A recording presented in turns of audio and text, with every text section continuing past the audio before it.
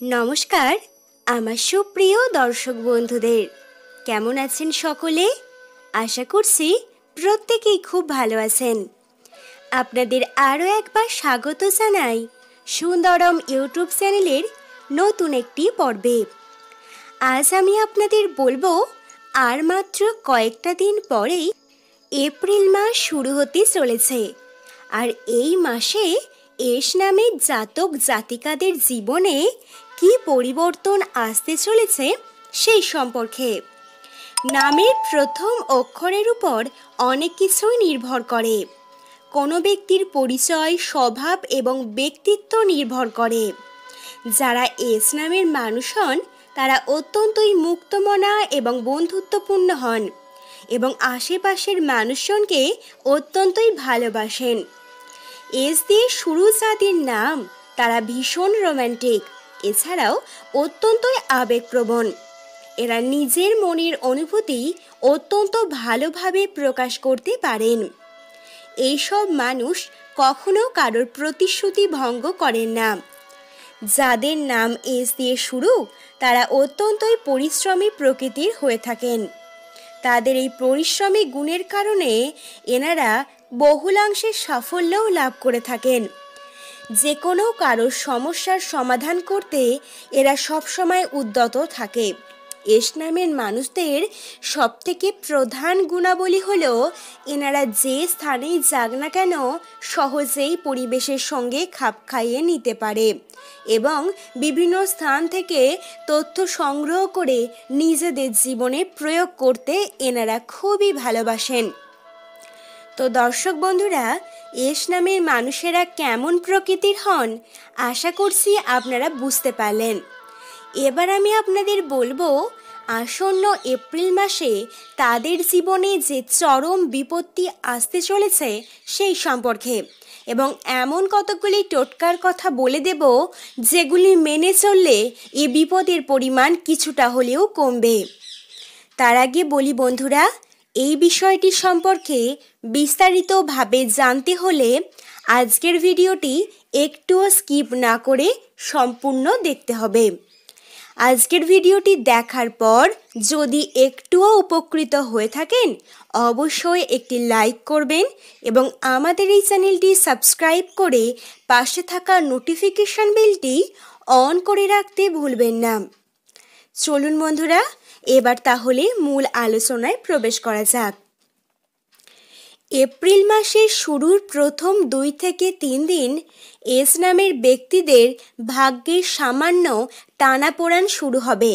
অর্থাৎ দিনের কখনো কখনো কোনো সময়টি ভালো কাটবে, আবার কখনো কখনো খারাপ যাবে। কিন্তু এপ্রিল মাসের 5 তারিখের পর শনি এবং মঙ্গল এদের ভাগ্যচক্রের উপর প্রভাব বিস্তার করতে চলেছে। তাই এনারা পুরো জীবনচক্রের সবথেকে কঠিন পরিস্থিতির মধ্য দিয়ে যাবে এই এপ্রিল মাসের 5 তারিখ থেকে টানা 10 দিন, অর্থাৎ 15ই এপ্রিল পর্যন্ত।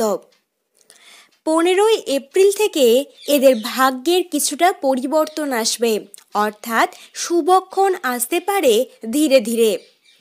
তবে বন্ধুরা, এই এপ্রিল মাসের 5 তারিখ থেকে 15 তারিখ পর্যন্ত টানা 10 দিন আপনাদের অত্যন্তই সাবধানে থাকতে হবে।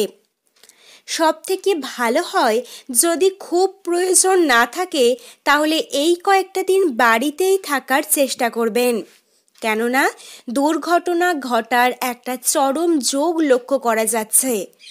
যদিও বা বাড়ির বাইরে রাস্তাঘাটে কোথাও বেরোন তাহলে অত্যন্ত সাবধানতার সাথে আপনাদের চলাফেরা করতে হবে, কেননা সামান্য একটু বিপত্তি জীবনে আসতে পারে বলে লক্ষ্য করা যাচ্ছে।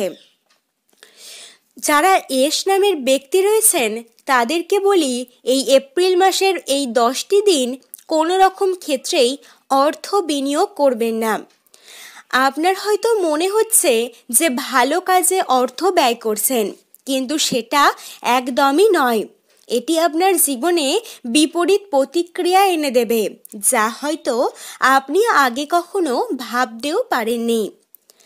এক কথায় বলা যায় যে এই এপ্রিলের কয়েকটা দিনের মধ্যে আপনি যে কাজে অর্থ বিনিয়োগ করবেন সেটা আর কখনোই ফেরত পাবেন না।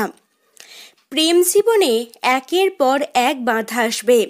জীবন সঙ্গী এবং জীবন সঙ্গিনীর মধ্যে কিন্তু নানা রকম সমস্যা আসতে পারে এবং দাম্পত্য জীবনেও আসবে বিবাদ। তবে এই পরিস্থিতিতে বেশি কথা না বাড়িয়ে চুপ থাকলে নিরাময় হবে, নচেত বিচ্ছেদের মতন পরিস্থিতিও আসতে পারে।